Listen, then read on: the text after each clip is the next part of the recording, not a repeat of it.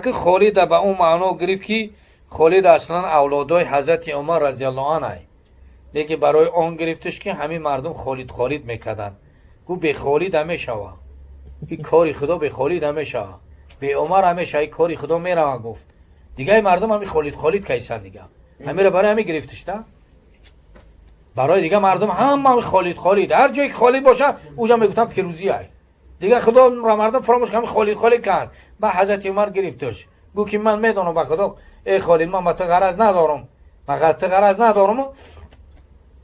غرض ندارم، لیکن چه من ترا بگم. لیکن همون روز مردنش با آمد حضرت عمر گریه کرد، گفت مادر دیگه مسلمان مانند خالد تولد نمیکنه، گریه کرد. دیگه همین اسبش قصه داره، همین اسب هم فراست داره ده، همین اسبش گریه کرده تا لبی قبر رفت ده، اسب خالد ابن ولید گریه کرده، همین تو آب دیدش ریخته اسبش تا همون قبرستان شه رفت. حضرت عمر آمد بعد در مردن خالد بالای سر خالد گریه کرد، گویا الله گفت دیگه مانند خالد فرزند مسلمان، مادر مسلمان مانند خالد تولد نمیکنه. گفت گریه کرد، دیگه غرض نداشتن آناخی رحما بینهم بدن، در مابینشون مهربان بدن. خالد هم که گریب ابا عبیده را گفت که من همه آدمم دیگه، آدم شدگی نیستم، من کارم ادامه میتونم، من برای خدایم، برای نه عمرم نه برای تیم، برای الله کارم ادامه میتونم. دیگه خالد در خانش مرد، حضرت عمر اومد بالای سرش گریه کرد، همین اسبش هم را گریان کرد. میگه تا لبی قبر تا گورستان، میگه اسب خالد ابن ولید رفت از قفای خالد ابن ولید، قفای جنازه با همراه خالد ابن ولید را هر چند معنیش کردن نتونستن، اسب به همون لبی قبرستان رفت تا خالد گور کردن. آبهای دیدش میگه جاری بود، آمد میگه گشت آمد. رجال حول رسول بیان میکنه که در میگه خالد اسبش میگه برای خالد اشک ریزان، عمر هم گریان شد میگه برای خالد ابن ولید. خالد ابن ولید یعنی شمشیر مسلول بود، یعنی شمشیر از غلاف کشیدگی الله ذوالجلال بود. لیکن همین بود. حضرت عمر اگر ببینیم خالد غرض نداشتن گرفتن، این حکمت داشت که همه خالد میکردن. به خالد هم گوید کاری خداوند و کان امر الله مفعولا، کاری خدا کرده شده. همین کاری خدا را ما هم که نکنیم یک قومی را خدا میاره که میکنه. و این تتولوا یستبدل قوما غیرکم ثم لا یکونوا امثالکم. خدا میگه متاسف اگر شما خدمت به مالها و جانهاتون اگر از اسلام دست بکشین، خدا میگه هر آینه من شما را نابود میسازم، یک قومی را میارم که خدمت دین نمیکنه. اگر شما متاسفانه یکی و این تتولوا یستبدل قوما غیرکم ثم لا یکونوا امثالکم. خدا میگه اگر شما رو بگردونید از خدمت دین من با مالهاتون با جانهاتون، هر آینه من شما را نیست میسازم، در جای شما یک قومی را میارم که خدمت دین نمیکنه. این خدمت دین نمیکنه. همین خیلی ولا تزال طایفة من امتی قائمة بامر الله لا یضر من خالفهم لا یضر من خذلهم حتی یأتی امر الله و هم ظاهرون علی الناس. گفت پیغمبر خدا گوید طایفه از امت من در همین راه من میمانه تا قیامت میمانه. اینا را مخالفشون ضرر رساندهشون نمیتونن، خار کردهشون نمیتونن. اینا تا روز قیامت اینا پیروزن. هر کسی مقصدش الله باشه او پیروزه.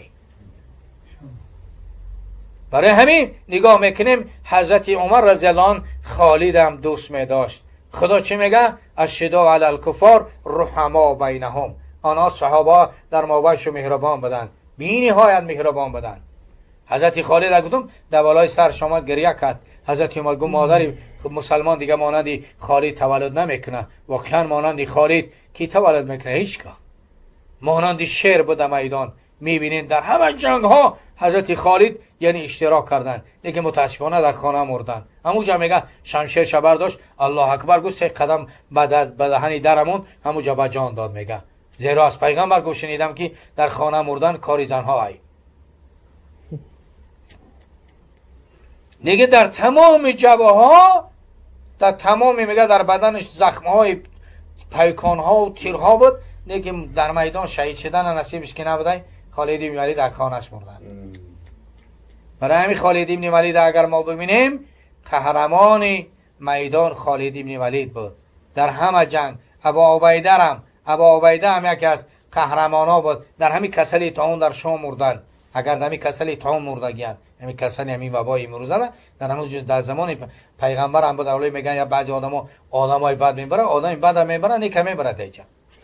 ابا عبیده هم این بلا که اومد عام شوه. نمیگه که تو آدم خوبی تو گنده ای جدات کنی تری نیست. ابا عبیده هم حضرت عمر بسیار دوستش می داشتن.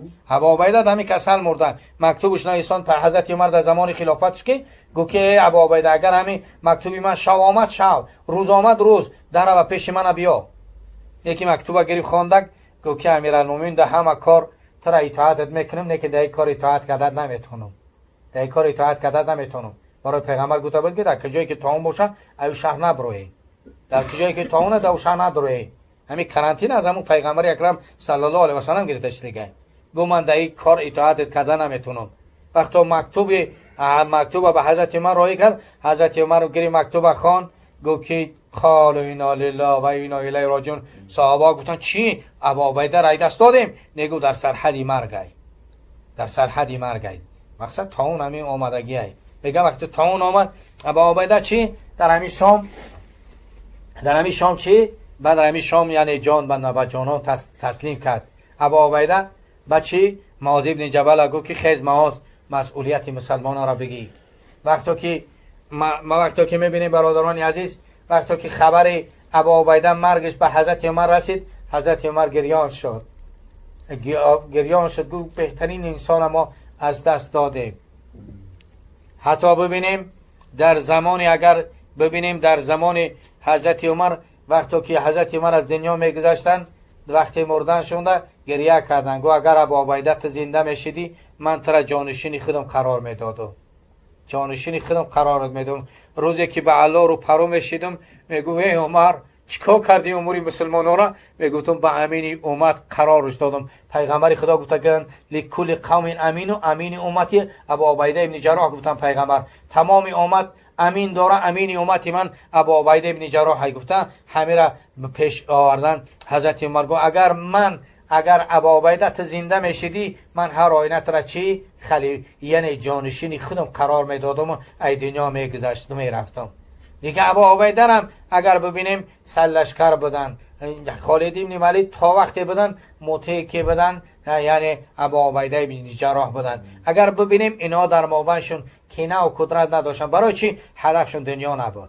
برای چی دو نفر راست نمیگیرن؟ برای دنیا. همین دنیا در مابینشون. اگر همین دنیا را مابینشون بگیریم، همه این جنگ جنجالای مابین میروه. همین دو آدم هم دیگر برای چی بد میبینن؟ به خاطر همین دنیا. اگر همه پیغمبرای دنیا را همه شده خانه بیاریم، به هم دیگر چی؟ به هم دیگر دشمنی ندارن. برای همین دعا میکنیم که اللهم ثبتنا علی الایمان و عمل صالح و ابحینا حیاتا طیبة والحقنا بالصالحین. ربنا تقبل منا انك انت السمیع العلیم و تب علینا انك انت التواب الرحیم. فاغفر لنا ولوالدینا ولجمیع المؤمنین ولجمیع المسلمین. آخر دعوانا ان الحمد لله رب العالمین. پروردگار با سبب این امرهای معروف و این نههای منکر، این صداقت ها پروردگار برادر پدرشون قبل شد پر نور و جاشون جنت بگن. پروردگار روحشون از این برادر شاد بگن. پروردگار باشندگان خاندانشون که در قید حیات هستند عمر دراز با برکت برای برادر ما محمد یوسف. پروردگار در خاندانش برکت، در خاندانش در عمر جانش برکت عطا کنه و هر مراد و مقصود خیری که دور خدا برادر خیرش بگردم به رحمتی که ارحم الراحمین. دو مرحله اول همی که پیغمبر مبعوث شد باید من می آمدم. اولین آدمی که مسلمان میشیدم باید من میشیدم. میگه متاسفانه چرخ فلک دیگر گشت. من یکی از دشمنان پیغمبر اکرم صلی الله علیه و سلم شدم. اگر دست میافتم پیغمبرم میکشتم. اگر دست میافتم پیغمبرم میکشتم. اشد الناس عذابا من قتل نبیا او قتل نبیون گفت. و سخت‌ترین انسان از روی عذاب که کسی است که پیغمبرم میکشه یا پیغمبر میکشش. گونه که گفت دست نیافتم پیغمبر را نکشتم. من سالیانی دراز دشمنیش کردم. یه روزی از روزها گفت و رفتم در مدینه دست دراز کردم. میگه پیغمبرم دست دراز کرد و دست کشیدم. گفت که عمرو ابن عاص میگه گفتم که پیغمبر خدا گفت ما تسنی یا عمرو چیکار میکنی؟ گفتم که یا رسول الله آرزو دارم. گفت چی آرزو داری؟ در حقم دعا کنی که گناههای پیشینه ما خدا ببخشه.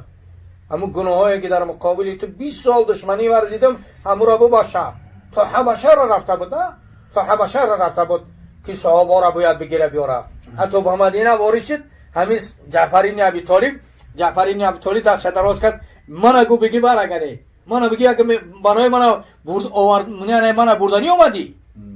بعدی عمر گفت که نه، من آمدم که تو من پیش پیغمبر بری، من آمدم که من تو پیش پیغمبر بری. عمرو بن عاص من میگم این دست من دراز کردم، دست من دراز کردم، پیغمبرم دست دراز کرد، دست من کشیدم. پیغمبر خدا گفت چیکار میکنی عمر؟ گفتم یا رسول الله، در حقم دعا کن که گناهام خدا ببخشه. اگر گناهای من الله نبخشه، این قدر در مقابل تو مبارزه بردم.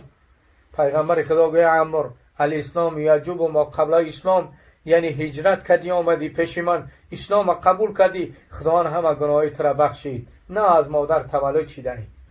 گو مرحله دوم همی بود که من رفتم وقتی که مسلمان شدم، نه از مادرم تولد شدم. بعد از آن گو من راهبر بس سیمش، مرحله سیمش همیه که گو در مصر راهبر شدم، در مصر من راهبر شدم، در مصر راهبر شدم. گو خیلی راهبری به کمبودی نمیشه، گریه من برای همو ای گفت. حتی بچه‌ش گفت که تا یه اشتر کشتن در بالای سر من بیستن که همو قاصدان الله می آیند وقتی مردن شاید، قاصدان الله که می آیند، من صدای شما را بشنوم، دیلم با قوت شوه جواب همونا را بگم. پروردگار کدام سو تقسیم میکنن نمیدانم. عمرو بن عاص گریان میگه رفت از دنیا. بعد میگه پسرش گفت بگردان رو تا پدر جان، روش گرداند. به همین 3 مرحله گفت در زندگیم گذراندم. یک مرحله دشمنی با پیغمبر آمدم، ایمان آوردم، پیغمبر را برای خودم لازم گرفتم. دیگه در مصر رفتم کمبودیا راهبر بودم، به راهبریت به کمبودی نمیشه. برای همون گریانم که حالم چی میشیده باشد، کدام سو من تقسیم میکرده باشد، به سوی جنت تقسیم میکرده باشد یا به سوی دوزخ تقسیم میکرده باشد، همین را گفت نمیدانم. برای همین گریان بود عمرو بن عاص. برای همین عمرو بن عاص در زمان خلافت حضرت عمر یک بچهش قطعی یک بچه کمبغل نصرانی از دوانی میکنه. بچه امین نصرانی اسب بچه حضرت عمرو بن عاص میگذره، با یه عصا میزنش، بچه خودشو میزنش. بعد این خبر رسیدگی بده به نصرانی که این حضرت عمر عادل ای، یکی از خلیفه های عادلی روی زمین حضرت عمر ای. با همین بچه همین نصرانی میآید با مدینه را میگه دا کیه امیرالمومنین؟ میگه من امیرالمومنینم. نه ترس، میگه بیا بچه جان بیا. میشنونش میگه چی شکایت داری؟ میگه شکایت من میگه امیرالمومنین عمر شکایت دارم. میگه چی شکایت داری؟ میگه امی پسر عمرو بن عاص شکایت دارم، بچه پادشاه شکایت دارم که من به عصاش زد. گو بچه بهترین را تو میگذاری؟ بچه بهترین را میگذاری؟ مثلا بچه پادشاه را تو میگذاری؟ با حضرت عمر گفت که همینجا بیس این نصرانی بیس، مکتوب نویسون به عمرو بن عاص که ای عمر بچه تا میگیری میاد قطعی. وقتی مکتوب که با عمرو بن عاص رسید، گو کی سینی بچهش که یگون کمبودی کرده؟ گو نه بچه اوتاجونی چی کمبودی نگو که سیران بیان نکرد. بعد میگه در همین حالت چیکار کرد؟ بعد بچهش گریب آمد. بعد حضرت عمر همین نگاهش کرد، گوی عمر این مردم مادراشون اینا رو آزاد تولد کردگی، کی مردم از شما غلام کردگی، کی غلامی شما هست؟ گو چیکار کردیم امیرالمومنین؟ گو بچه دی کم بغل از زدگی های، بچه کم بغل از زدگی های نصرانی های با زدگی شد. بگو که چخل با نصرانی این الشباب المصری، جوان مصری در کجای؟ جوان مصری از جاش خیست. اون عصا دارن گو دستاشون مصری ها. گو اما عصاش قطعی آمد. گو بیای جا. گو بچه عمرو بن عاص هم آوردگی های، پادشاه بچهش آوردگی های.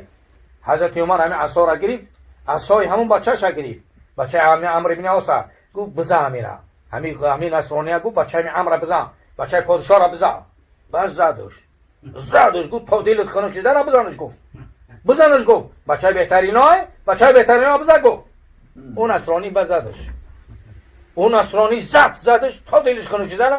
گو یه عصا دیگه همین سر عمرو بزن. گفت حضرت عمر یه عصا دیگه. گو خیلی امیرالمومنین گو همین تو دیدن بچه مردمی کم بغل ظلم میکنه، تو دیدن پادشاه گفته بچه تا مردم پسند نمیکنه.